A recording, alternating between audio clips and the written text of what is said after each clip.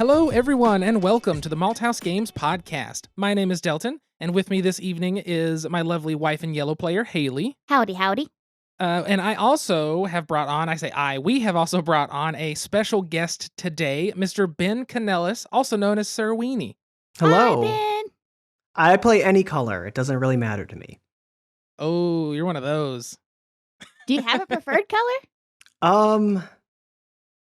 I try to grab red or blue so that I'll pay attention to them, but I constantly get those mixed up in my head. I probably should have a preferred color because it would make things easier. But Well, like if you have a preferred color like I do, whenever you're not that color, whenever you're trying to be kind and give it to somebody else, then it really jacks with you. Exactly. And my problem is I prefer, if I can, to go purple, and not many games include purple, so that's always a struggle. I end up moving the wrong piece a lot. you know what? I actually grab the color black quite often because people don't seem to want it, and it's a non-color, so it doesn't make it seem like a preferred color. So that's actually what I do. I grab the color black. I feel like black, gray, and white are those colors. But Yeah, especially yeah. black and gray, yeah. I try to grab the neutral, and it also, since I'm learning so many new games, because I constantly play new games, it makes it easier for me to hide what I'm doing on the board, because the black pieces are usually harder to see. Sneaky. That's some like meta gaming. When I get into this whole social deduction part, it adds a whole new element. That does add a whole new Deceivery. super deception. So I should say this is a podcast all about board games, card games, tabletop games, role-playing games, things of that sort. I guess what we should do is introduce Ben more than just saying it is Ben. So Ben is a board game designer. I know you've heard us talk about him because we reviewed Bitten on our podcast, which, by the way, Ben, I don't know if you know this, but we're like 99% sure Bitten was our first ever review copy. Oh, really? Yeah, we were so excited whenever you sent that our way. It was like our first 4 or 5 months into doing the podcast, and we were like, oh, we got a review copy. I'm so glad I could make that happen. Totally. And it's a great game, which I know we've talked about that before. But Ben has also designed 3 Laws of Robotics, which is a game that we very much enjoy, put out through Floodgate. And it's one that we got to review, or not review. Well, we did review it on the podcast, We play but we tested it. play tested it before it came out. I think it was our first Gen Con, wasn't it? Or second Gen Con. I think it was our second Gen Con. Yeah. I think so. And then you also have Red Scare. Which is a communist game that I absolutely love. And Aw. then, I don't know if I told you, but congrats on the successful Vampire the Masquerade Blood Feud Kickstarter. Thank you. Yeah, just waiting for that to make its way to retail at this point. But they're hard at work at it behind the scenes. That's really exciting. I can't wait to play it. Super stoked. That's going to be one that I feel like is going to have to be a Gen Con play because of how big that game is. Oh, I'm excited. Hopefully we have Gen Con this year. Yeah, if Gen Con happens, I think we're definitely planning on running events, but things are up in the air at this point. Is it going to be like last year where all you do the whole time is run events? I think I'm going to. I mean, that was a pretty brutal schedule. I think I'm definitely going to be doing less of it because I was doing that mainly because I wanted to see as many games run and get as much feedback as possible for sort of final tweaking and editing that we were doing at that process. So now that it'll be a completed, out of the box game with a fully edited rule set and all that stuff, I can loosen my grip a little bit and let others take the reins. Nice. That makes sense. I'm really excited for you. It also looks like it has a pretty good review on Board Game Geek already, too. Yeah, well, I hopefully people like it more than Shut Up and Sit Down did. That feels like the tragedy. I remember listening to the Tuesday night episode where you came on after that, and it seems like, I mean, no matter what they say, successful Kickstarter, there was still a lot of hype online, so, one negative thing isn't going to stop the people who love it, right? Right. I'm excited to get into the hands of fans and of Vampire the Masquerade and the people who played at the convention who enjoyed themselves. So I just can't wait to get it out. Oh, I bet so. It's super exciting. So when is it scheduled to come out? Do you guys have an estimated date? Hopefully they'll have it by Gen Con, but with everything that's happening in the world these days, who knows? Oh, come on, pandemic schmandemic. No, we were kidding. We were joking last night. I had an Old Navy order, like this most first world problem, but it's 3 weeks behind schedule. I haven't got my $7 gold earrings and my 2 tank tops. Stupid pandemic. Why do you need new clothes? It's not like you're going outside or anything like that. Because I will emerge from this quarantine like a phoenix from the ashes with a new wardrobe and really long hippie style hair. I'm going to have the long hair for the first time in like 10 years, I swear. That's so great. Well, okay, we've talked about the games you've made. Is there more of your resume that you would like to present for those who do not know you? No, I mean that's what people would. I mean that's what people know me in the board gaming world. I'm actually working with a team on a video game at this point, so I'm branching out a little Ooh. bit. Yes. Do you have any details you're allowed to give on that?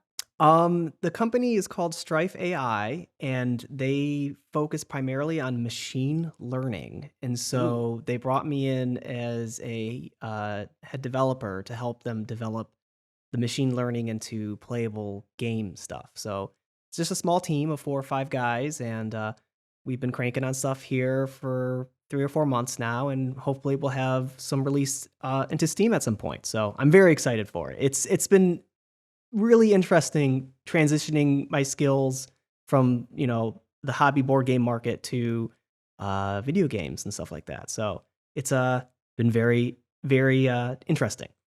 That's so exciting. I can't wait to see what that's like. Let us know whenever it hits Steam.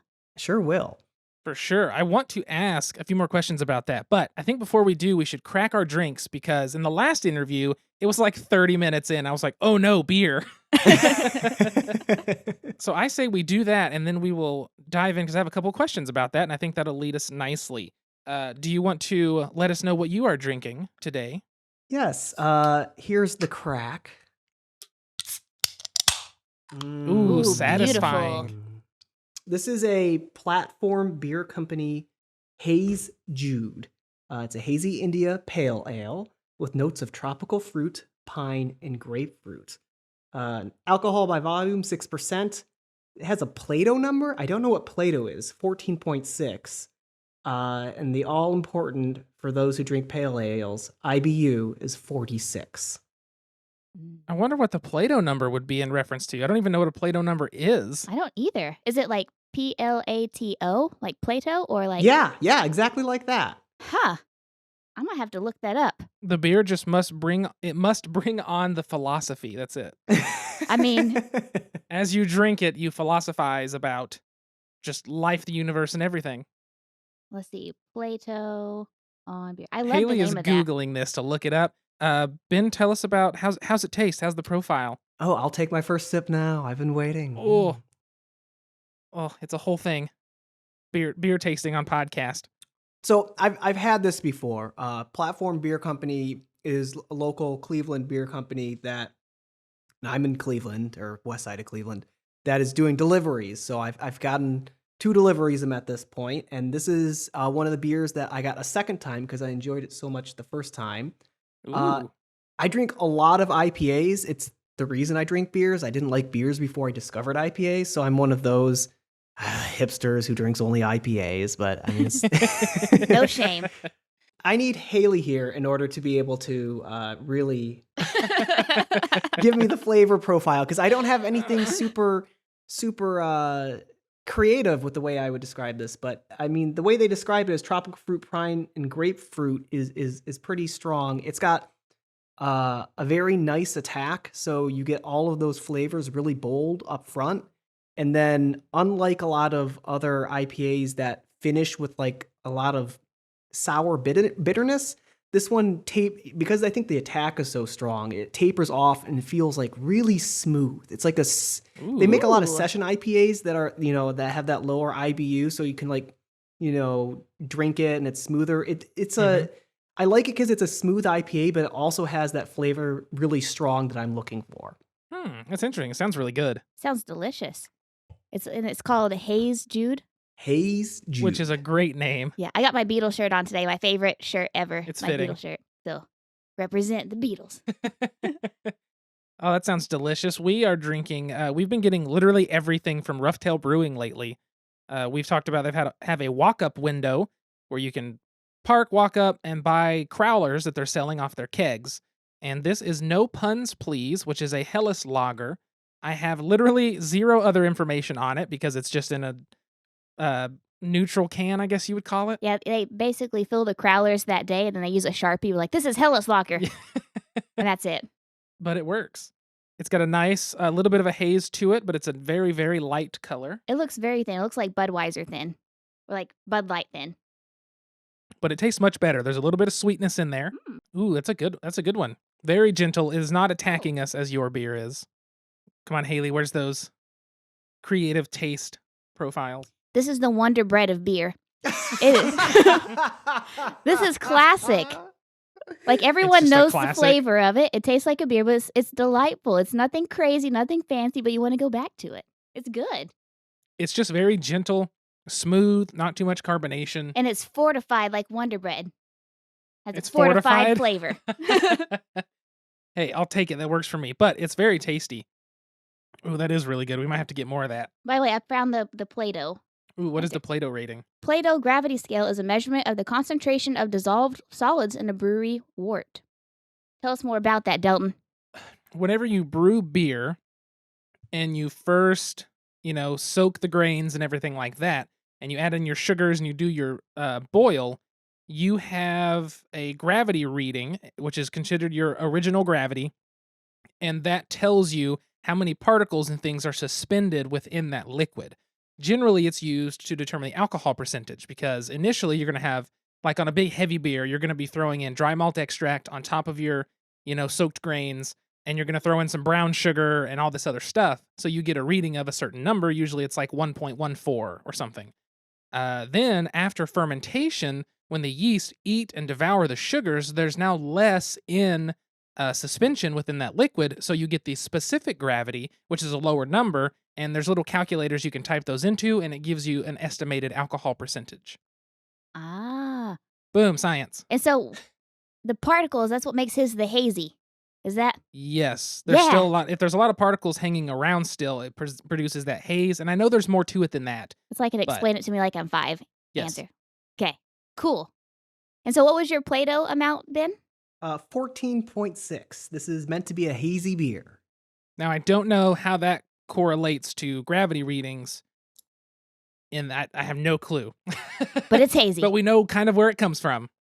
It sounds got like it. a really good beer. What was the company that Ben gave us the 4-pack of?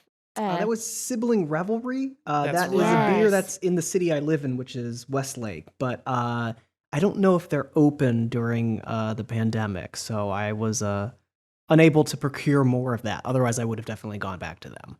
That IPA was so very good, and Oh, that man. lavender wit was so very odd. They I don't loved make the it. lavender wit anymore. What? Your dream has come true. Oh, man. That's one that your wife likes, right? Yes. So no more lavender wit for my lovely wife, who it was her favorite beer. Oh man, do you have any stored up? No, Ooh. unfortunately, no. Man, that's always the hard thing when you don't know they're gonna not produce it anymore, and you don't keep any because it's just you never think it's gonna happen. Well, Cleveland is just so lousy with breweries at this point that Oh.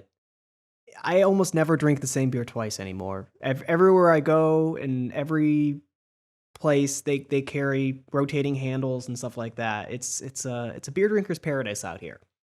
That's pretty cool though. Yeah. Next time we go out there, we should For dive sure. a little into the beer scene. Definitely. Well, now that we've cracked the beers, I want to talk a little bit more about the game you're designing since you said that they work with AI learning, right? Machine learning. Machine learning, which is essentially AI that can become more intelligent, correct? Yes, Like- that is a way of saying it. Okay. I'm not the most technologically advanced in terms of things like that.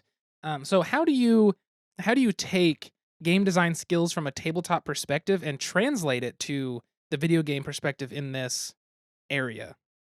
Well, the team, there are a lot of programmers, and they specialize very much in machine learning and programming video games, but they wanted someone to direct them from the perspective of they're trying to put machine learning into a game, and they're like, well, what would make this interesting? What would make this fun? And I just met them at a buddy's. It's not a picnic. What do you call that? A cookout. and we hit up the conversation, and they sort of brought me in. And so it's a lot like what I do with my board game designing, where we do rapid iteration, and we sort of they push a build, and I take the build from GitHub and I play it, and I basically say what's working, what's not working, what my concerns are from the end user standpoint, and sort of we iterate back and forth to make the game more fun. It just, unlike with my board game design, when I tell them what I'd like to see change, they go ahead and do the changes. Whereas when I'm making board games, I go and make those changes. And also, we take it out to the public, and we basically play test. And I run play tests and watch players boot it up and go through the menu and start playing the game, and then do sort of debrief afterwards and take notes. So it's a bunch of skills I've learned from the process of designing board games, but it's just applied in a different way and with a team. So this is, I guess, my first co-design, you might say, that because I usually do all my board game design solo at this point. So it's been interesting and fun and rewarding to actually like have a sounding board and a team to work with. So I'm very excited about the process. That has to be really fun. Yeah, I feel like the luckiest boy in the whole world because I have no programming experience, and whenever these guys want to like set up anything like technological with me, it's such an issue. That's so funny. Because I'm so analog and they're so digital. But I think they also appreciate that perspective because they're so inured with video gaming and stuff like that, that there are things and aspects for like the end user that they don't even necessarily think about because they're just so used to coding and that type of digital life. So I think I'm really excited for how the things are progressing here. That's so neat, and it sounds like you're really important for adding that kind of that human element. I mean, not that they're humans, not humans themselves, but like with you providing that, like I said, analog feedback and gathering that feedback and that information from the playtesters. You know, what kind of questions do you ask? What do you look for? You said that you watch them from boot up and then all the way to debriefing afterwards. Like, what are you looking out for? There's so many do's and don'ts for running playtests, and I've been doing it for over a decade at this point, but I mean, the interesting thing is that it's way easier to blind playtest. I mean, you can basically everything is a blind playtest with video games, where it's not that way with board games, or it's much harder to get to the blind playtesting stage in board games. And a blind playtest is where you, for a board game, it would be where you hand to somebody the board game and they would open it up, read the rules, learn the game, teach the game, and then play the game. And for that reason, it's so much harder to get people to do that. Whereas in video games, you literally just hand them the controller and then watch them go. So I'm with a notebook and a recorder watching them, seeing where they struggle, trying to see what emotions they're experiencing, what things are frustrating them, which things are exciting them, which parts where's the fun at, so we can sort of focus on that and make more of that happen in the game. And then afterwards, some people like to do written questionnaires because people can be quote unquote more honest in those, but I always like to do verbal interviews simply because they go quicker and we can turn people over faster that way. And you try not to ask leading questions so that you can get an honest assessment from the player of their experience, and you try to find out what was working for them, what wasn't working for them, and then you try to test your assumptions of what you saw them reacting against the way they talk about that. So someone could look like they're having a bunch of fun, and then you ask them, "Did you enjoy that?" And they're like, "It was fine." And then you have to figure out, why is there that discrepancy? Like what's the difference between, their experience and what they're telling you, and what is driving that? So that's a lot of what you try to do. Sounds like you can also transfer those skills to a psychology laboratory.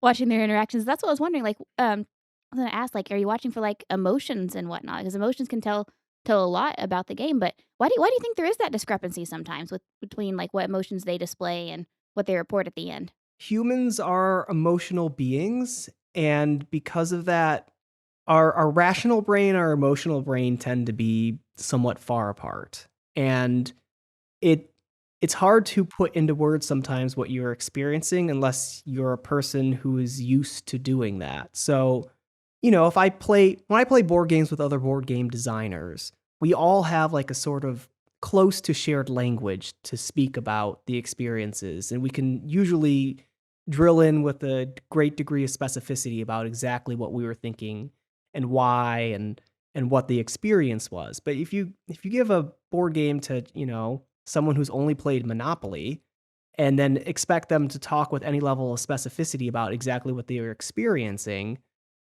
you're not going to get that experience. I mean, you're not going to get that level of, I don't know, introspection from them. So you want to make sure that whatever the bridge is between their emotional experience and what they were reporting back to you isn't too far, because you want those things to be closer together, because then if people have a positive experience, they'll be able to say, you want people who have a positive experience to say they had a good time and not just wonder what they were experiencing. Okay, so really make the connection between I'm doing this, I'm feeling this. Correct. So just ballpark, how many play tests in your entire life do you think you've run? Oh, Haley. I don't. I mean, I've been doing game design for over a decade at this point, and each board game that comes to market usually takes a year or two of design and development. And I go to 2 to 3 playtest events each month, or at least that's what I aim for, although I have peaks and valleys. So I don't know, I do it a lot.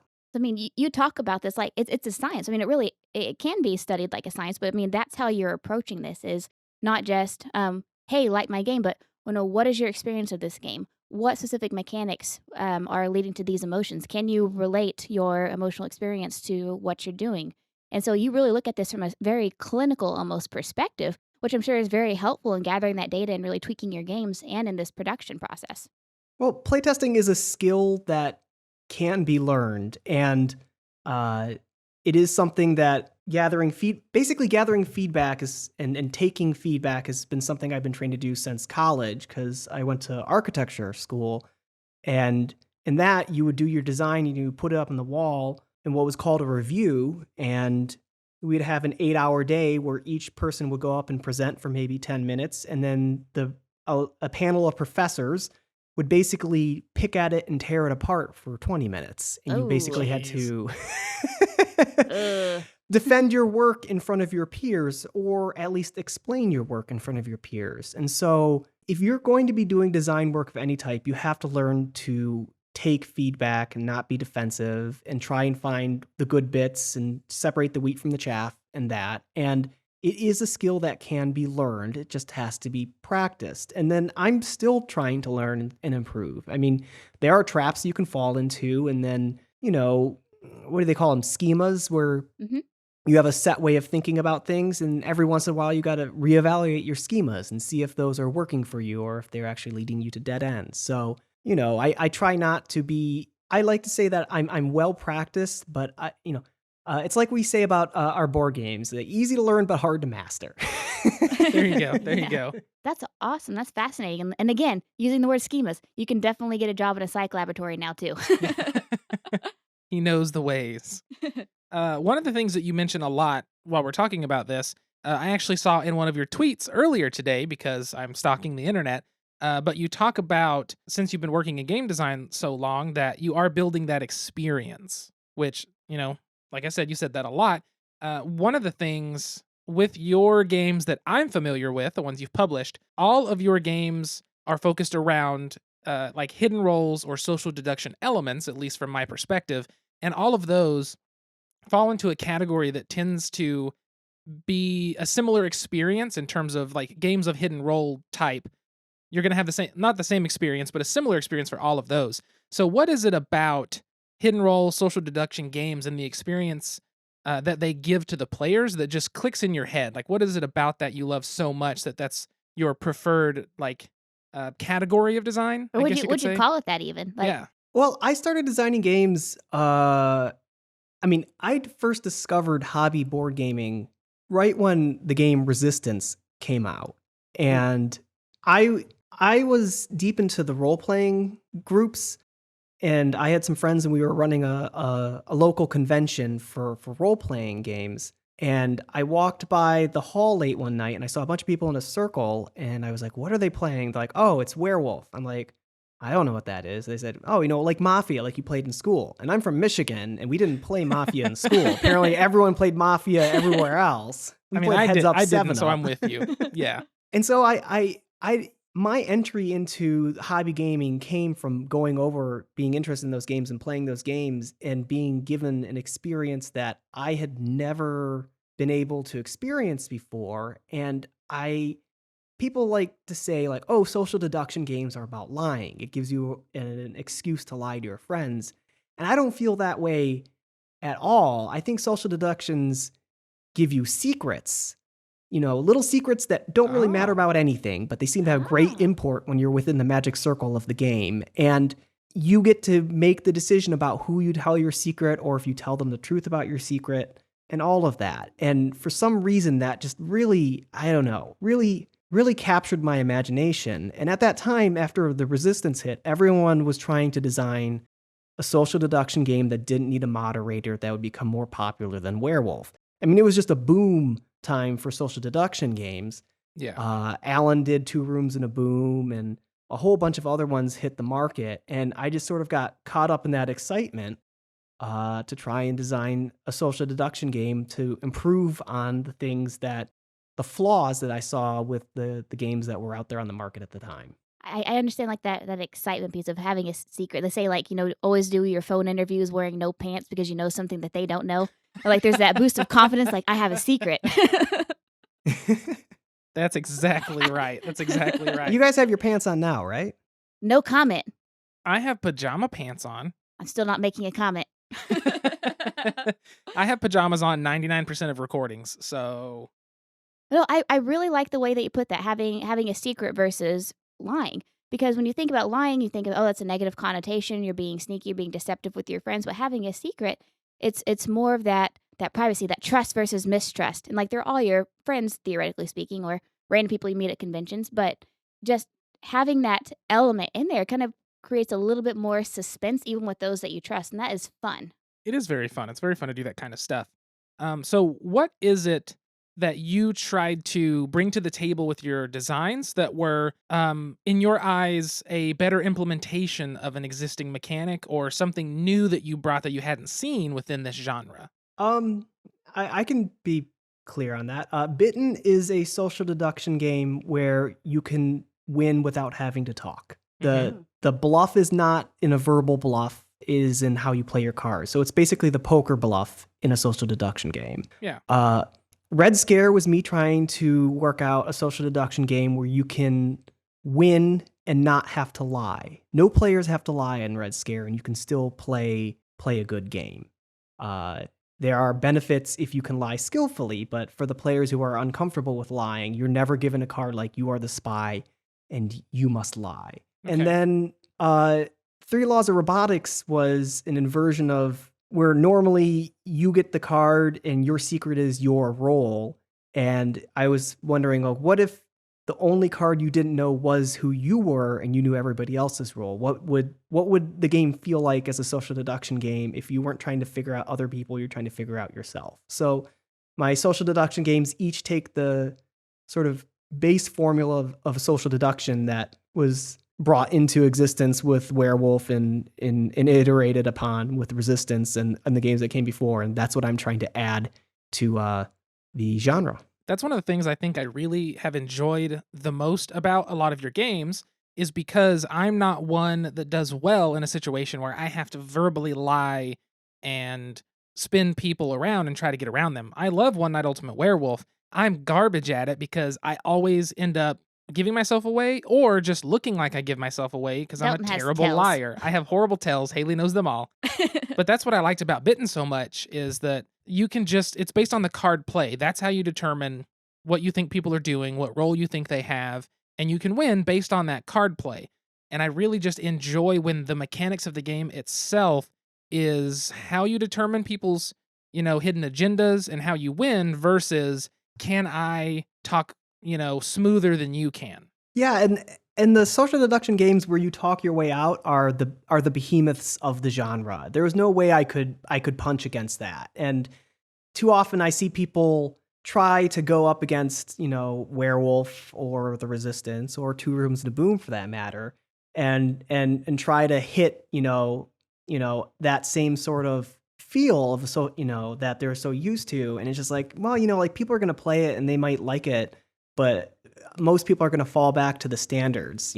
That's why they're there, and that's why they have the popularity that they have, is because they've so well cornered the market, and you're not going to find it. It's going to be harder to find a way in that way. And that makes sense. It's tough to tackle those that most people tend to love. But I think part of the problem with it's not necessarily that you're punching up; it's that people aren't trying to look outside of those games that they've fallen in love with. I feel like the werewolf crowd is so die-hard werewolf that anything else they don't even want to approach. And I feel like that's a bigger issue than the game quality, for sure. I feel like you do a really good job of breaking out of that, though. Yeah. Like with 3 laws. I mean, like you said, you don't have to lie at all in 3 laws, or you can. People are going to accuse you of lying no matter what because they can't see their card on their head. And it's just a really fun game, and it's one that we've played with close friends. It's one we played with new friends, one we played with complete strangers. And each time it creates this trust versus mistrust, camaraderie versus mistrust within the same game sometimes. And it's really exciting and really fun. I'm glad you guys enjoy it. 3 Laws is always good. No matter who we show it to, Yeah. everybody always enjoys 3 Laws. And I think part of the thing that makes it go over so well is it's also simple. Like, it Yes. doesn't take a lot of rules explanation, and there's not a lot of questions. People usually get it the very first round. They're like, boom, I've got every single element now. You can always tell like the diehard Asimov fans are like, ooh, 3 Laws. There you go. And plus, I have to say, Red Scare, communist game. Any communist game I just absolutely adore. And so whenever I saw Red Scare the first time, I was like, Delton, we have to get that. I think that was the first game that I knew about with yours. Like, that's the first one I had ever heard about. I think so. And it's one of my favorites. That was the first one I got published. It was a pretty magic moment. When the fine folks at Pandasaurus handed me it's not a white box copy, but it's basically the preprint copy. I hadn't seen any of it. It basically went into development, and I met them at Origins for a dinner, and they said, we got something to show you, and they pull out the box, and I was blown away. It was so exciting to see it all together as a physical object. That's after awesome. you do all this work and you have a way that you think it could look, and then they brought it back and it was so much better than I had even imagined. It was an incredible moment. That's awesome. That's beautiful. We really enjoy all of your games that you've created. And they're all the social deduction, but they're all so different and so unique. You don't really get into this pattern. I mean, they all have the social deduction element that we've played, but it's not like you're recreating the same game. They're all completely different, and they're I wonderful. appreciate that. So I guess that leads into a really good segue is, what's your proudest moment as a game designer? I mean, the first time I got that copy in my hands, it was electric. But like, really, I think the moment that made it real for me was when I was in a game store, my local friendly game store, and I saw my game on a shelf, and I was like, that's it, that's my game. It's got my name on it. Aw. Like, I did it. Like, I rang that bell. So I can proudly say, I mean, I know a lot of people say like, oh no, even if you're not published and you do game design, like you can call yourself a game designer. But like, a lot of that imposter syndrome feeling evaporates when you can point to something that's a product that's on a shelf somewhere with your name on it. You can say like, I did that. That is me. That's cool. A shelf all over the country. That's true now. Yeah, you're everywhere. Yeah. Popular. Are you like Neil Ooh. Gaiman in that airport where you sign all the copies on the shelf just randomly? I get very sheepish when people point out me as a designer of the game that they're either playing, or I don't know. It's always been so strange when someone asks me to sign something. I'm like, really? Like, you know me. Like, why do you need my name on a thing? But so I don't know. I try to be humble about it, because I want the game to be the game and not to be a vessel for me to be more in the world, if that makes sense. Like, I think a lot of people do creative projects because they want that project to be the project. I'm not in it, quote, I guess, for the fame. I mean, if I wanted to be famous, I wouldn't be in board game design. Be a serial killer. Yeah, that's exactly. But you don't get to be famous for a serial killer until after you're caught. It's true. You're still famous though. You're still famous. Look at the Zodiac killer. Oh yeah, Be yeah. the Red We should Scare all Killer. aspire to that level of serial killer. Why don't we move this subject, this Get analogy, the best of both worlds. no, to defrauding McDonald's, There you go. and then you become famous. McMillions. Yeah, we Yes. just finished it today. It's a very interesting documentary, and I think that the one FBI agent, what was his name? Doug. I'm only Doug. halfway through, so no spoilers, please. Oh, dang. Okay. Okay, Doug. Well, you like Doug, the FBI agent who with The the one Oh who yeah, laughs a Southern- lot. he's a ham. He's a the ham. best. I He's just want to hang out fantastic. with him and have a beer. He's so fun. He's the best character. Even though I know it's real life, he's still a character. He is a character. Yep.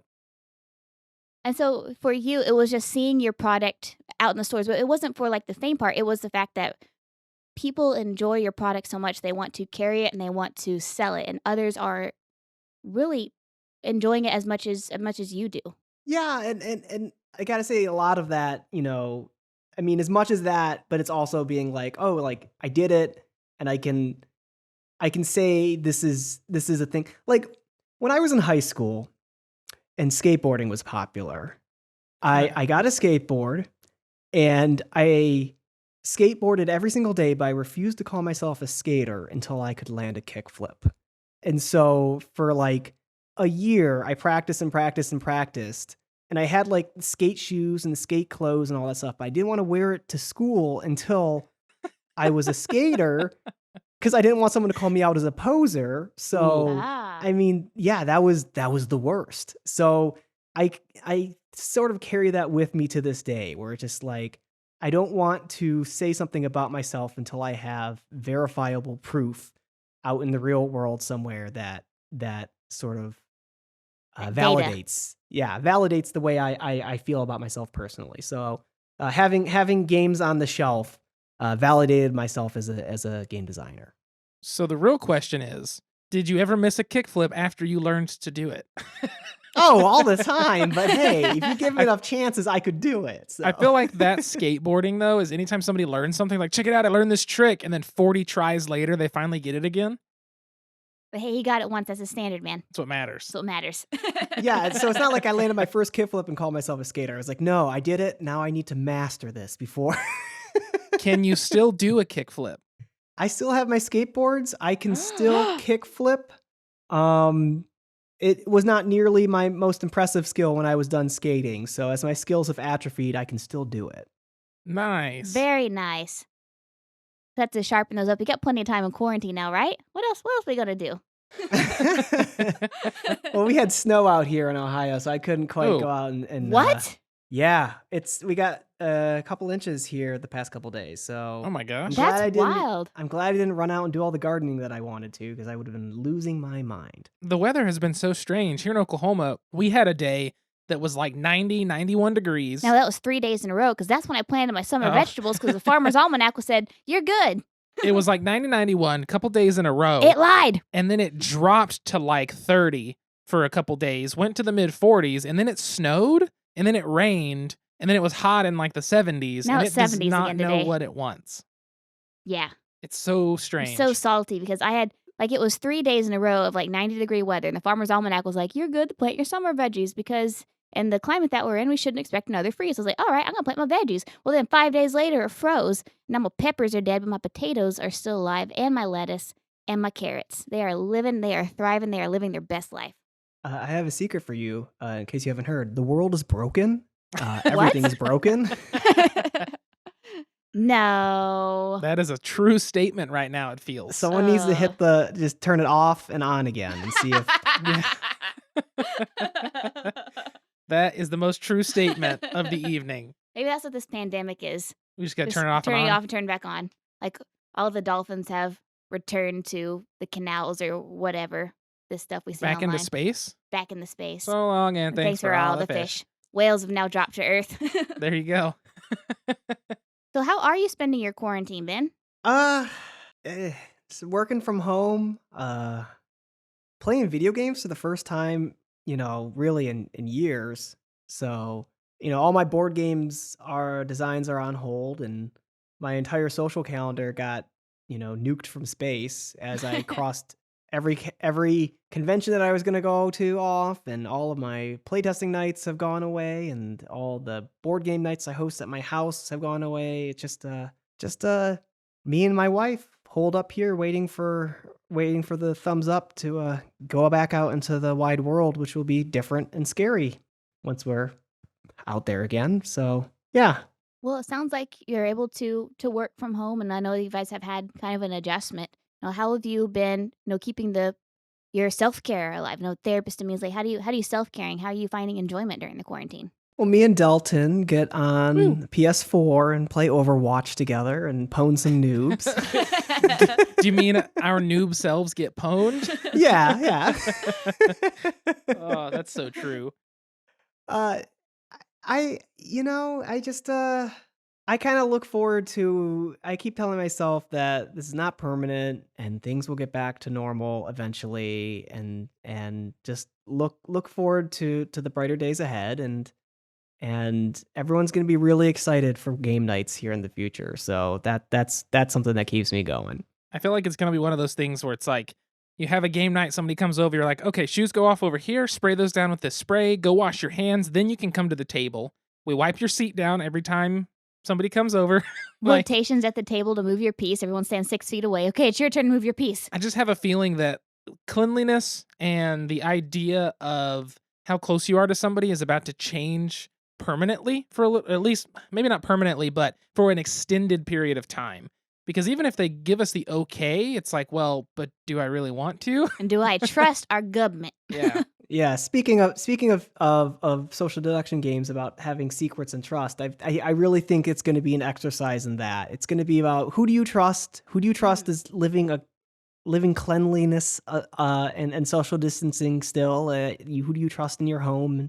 And who do you trust who would not come if they had the zombie bite on their neck? So Oh, yeah. it's going to be much smaller, more intimate groups here for a while. But hey, maybe I'll stretch my game design in different directions, because usually for me, the more players, the better, because I do a lot of social deduction games. So maybe I'll do something small form now. That's true. Or you just have your next giant game idea, which is some sort of game about who you trust out in public trying not to get sick. That might be a little off topic. This is really Ben's Or a just bad met topic. this big game right Yeah. here. This is Ben's game.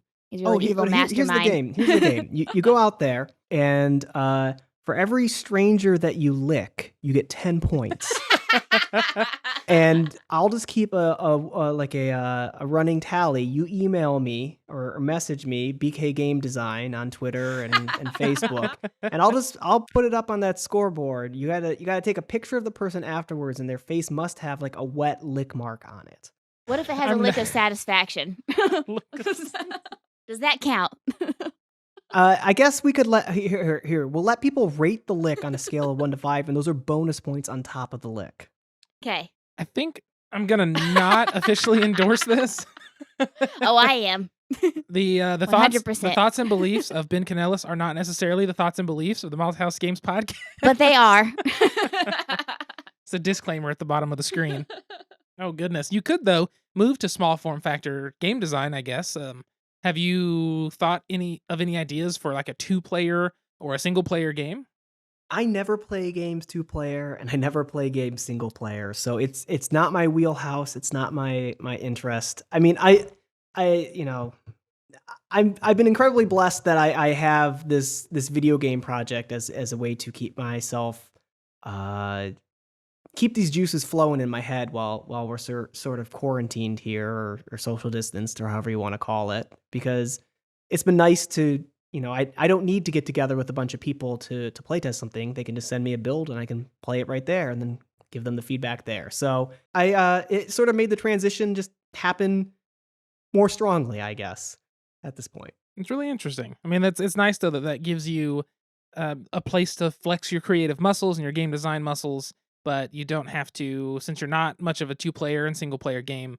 a tabletop game person, then that's really a way for you to let that loose and hopefully be fulfilling during this, which it sounds like it is. Yeah, I've definitely enjoyed it. I enjoy game design. It's why I do it. And we enjoy your game designs. Hey. Aw. I was thinking, 3 Laws could definitely be played over Skype or something. Oh, Yeah. You know what? You really could play that over like Skype or Discord or however people want to do that. Yeah, because you just as long as 2 people have the same game, then Well, that could easily be played. I guess the only issue is if you have the same number of your role. Yeah, but if you're that's really statistically not likely to happen. It could happen, but we can always make it where somebody could call that out, like the other 2 players or wherever, like, "Hey, you guys have the same role, draw new ones."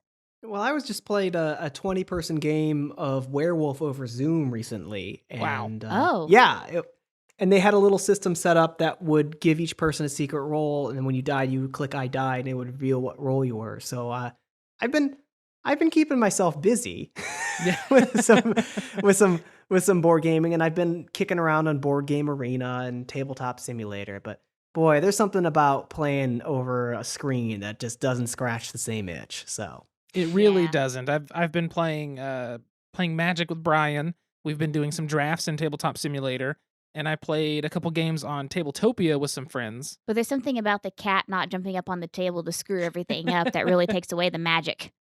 Yeah, no Steve to knock water on my copy of Pax Pamir. Without that there, it's just not the same. Yeah, is there anything you want to make sure that we touch on, Ben? No, I really enjoy you too. I really your podcast is always a ray of sunshine in my feed, especially now in these days when I'm like, oh, it's my friends and they're in my ear. So I just think everyone out there, just be safe, take, be smart about the way you keep yourself socially distanced, and things will get back to normal eventually. And until then, play single player or 2-player games, and then we'll play larger and larger play counts until we're eventually back up to playing Blood Feud, the mega board game with up to 32 players. So we'll get there eventually. Oh my gosh, really? 32 players? Yep. That's amazing. Do you want to tell us, give the elevator-ish pitch of Blood Feud? Yeah, it's I'm actually going to be playing an online mega game here coming up called Draft Night. So the mega games are definitely evolving here during this time of social distancing. People are still getting together on Discord and other forums to do it. And you heard me say the word mega game here a couple times. You're probably wondering what that is. They're these large-scale games, usually 50 to 200 players. They play in around 8 to 12 hours. They are incredible experiences, but they take 8 to 12 people to run. So much space, so much time, so many people. They just don't happen very often. They're very popular in the UK, and they're struggling to sort of get a toehold in the United States. And whenever I'm at a convention, I get the chance to play a mega game. It's the highlight of my convention every single time. And I thought, how can I give this experience to more people in a more manageable way? And so I created a game which we're calling a mega board game. It's not a true mega game, but it takes those mega game elements and lets you play with 8 to 32 players in about 2 to 3 hours with one person running it. So a lot of those mega game elements are in there. So it's sort of a blend of an RPG, a bit of LARPing, but it's got board game elements to sort of give you some mechanical crunch to everything. And you break into teams of 2 to 4 players, and you wrestle for control of New York City under the cover of night. Clans of vampires fighting against different human factions. It's a ton of fun, and it's the biggest project board game design that I've done up to this point. And hey, it's not a social deduction game, but there's plenty of lying and trickery that can be involved. So don't worry about that. Plenty of secrets. There you go. Tons of secrets. I look forward to playing that. Yeah, hopefully once we get back to conventions being a thing, we can actually take part and try it out a little bit, even though I'm very bad at games where I have to hide my secrets from people. Well, don't worry. The nice thing about it is in mega games, it's about division of labor and hierarchy. And so players are responsible for very different things. So in Blood Feud, each player on the team is responsible for very different things. So you can go to the council and vote on things, or you can go to the market and purchase things. But if you don't want to be a talky, chatty person, you can be in the cityscape and move your units around, sort of like Risk style, like area control and board management. Or you can be the person setting out the orders that are sort of secret things that your units are going to be doing at the end of the round. So there's different stations with very different gameplay styles, and hopefully you find something that talks to you and that you want to do and help your teammate with. Yeah, that sounds really neat. That's nice to know that you don't have to be the super talking, hiding things from people, because that's, like I said, that's what I'm bad at. So that sounds awesome. But you could be, which is what I like to do. There you go. So we both can have a place on a team for once. Yes. High five. Oh, Eh. that's a really stretched high five. Ben, we really appreciate you. You've always been such a great friend, and you've really been a wonderful supporter of the podcast. Like I said, you gave us our very first review copy. In a way, you took away that imposter syndrome from us. We were like, oh my God, we're a real podcast. We got a review copy. Yep. And so, for multiple reasons, for your friendship, for your support of our podcast, and for really encouraging us early on in our show, we really value you, and we really appreciate your time today. You guys are great. I only wish you didn't live all the way out in Oklahoma. Same here. You can join us. The housing market is dirt cheap. Oh, yeah. But the weather sucks, and so does the government. Woo! Woohoo! Pew pew. Well, I guess that's going to wrap up, I think, the episode today. Ben, where can everybody find you? I'm at BK, that's Benjamin Kanelos, the letter BK, Game Design on Twitter, and I don't really use Instagram anymore, but Facebook as well. So if you want to follow me there or message me there, I'm pretty active because I don't have much else to do these days. And I got some more games and projects that'll be coming out eventually. So if you want to hear about them, just follow me on those platforms. I'm really excited for both your board game and your new video game. This is going to be awesome. It's going to be great. I'm a big video game player, even though I've been doing it so much more lately. So I'm excited to see that. If you happen to need a playtester, let me know. And again, thank you for taking care of my Delton in the evenings. I've been working late, and Ben has been keeping Delton company and making sure he doesn't get into trouble by playing games with him. Yep. Doing hood rat stuff. Doing hood rat stuff with my friends. Yeah. Ain't no pandemic going to stop no hood rat stuff. Nope, no Overwatch can stop. That's funny. Well, thank you for tuning in to the Malthaus Games podcast. If you have a topic you want us to cover, a question for us to answer, or a game you want us to look at, feel free to send us an email, contact@malthausgames.com. You can also find us on all social media at Malthaus Games, Malthaus Games. You can find me personally at Delton Brack, DeltonBrack, and you can find Haley at SQUIRRELYGEEK at Squirrely Geek. We also need to give a shout out to our Patreon backers, which are Allison, Jesse, and Catherine. Woo! Thank you all for supporting us and joining us on our streams, which, by the way, everyone, we have been streaming every Friday night from 7 p.m. till between 9 and 10. We just kind of talk to all of you in chat, play some tabletop games, have a beer, and try to relax and enjoy our Friday evening. And we will try to guess your username. We will try to match the person with the username if you log on. It's been really fun. We've been failing at that miserably. If you missed this last week, you missed Delton getting body painted on camera. It was just on my neck. But still, he got a sweet snake on his neck. But that's sadly gone forever. I accidentally deleted that from Twitch. Accidentally, quote unquote. Don't worry. We have a contest that if we reach 50 Twitch followers, Delton will get a tramp stamp. I will do a fake tramp stamp with body paint on cam. And whoever will draw from like the 50 people who follow us, and whoever wins and is active in the chat gets to choose which tramp stamp Delton gets. That's how it works. We'll make it happen. Yeah. I think that's all we need to do. So until next time. I have a question for you two then. Yes. Do you finish your beer? Because my beer is finished. That's the sound of empty beer. I don't know if you can hear that. I finished mine. I'm almost done with mine. We got a 30-ounce crowler, though, to split. Yeah, it's 1 quart, and when you split it between two, is this a 16-ounce beer glass? It's a 12-ounce. 12-ounce beer glass? So it's two standard beer glasses. It's like and a beer and like a fifth. Let's see, mental math. It's a beer and a quarter for each of us. There you go. So Haley's finishing her last I've never been able quarter. to tell if you drink during the entire podcast. Oh, we do. Or you just open the beer, have a sip, and sort of set it aside. So, but I drank my beer, and I was like, I wonder if, okay. This is We this do. is We proper plan it. Malthaus gaming etiquette for any future guests. Finish your beer before the Finish. recording is over. Yes, we always finish our beers. Sometimes we'll end and have some left depending on how heavy the second beer It's is. very rare though, but is. that's why it's good to have two people on the podcast because while one's talking, the other one can be drinking. Like mine's finished Yep. now, Delton's is finished, and put back a whole quart. What is that? Whole quart of beer. Yeah, 1/4 beer. The hard part Woo! is when you have to burp, you have to look away from the mic and try not to let the mic pick it up and be really quiet. And sometimes Oh, I've been doing that the entire time as well. Social distance high five, Ben. it is the most like uncomfortable thing to try to burp quietly. It's really strange. Brings me back to college. The things we go through for you wonderful listeners. Exactly. Exactly. This is showmanship right here. We are true classy people. True classy people. Well, Okay, back to your outro. there you go. So until next time, sit back, relax, grab a drink, and play some games. We'll see you folks later. Bye. Bye. Bye. Ben, this was so much fun. I really enjoyed this recording.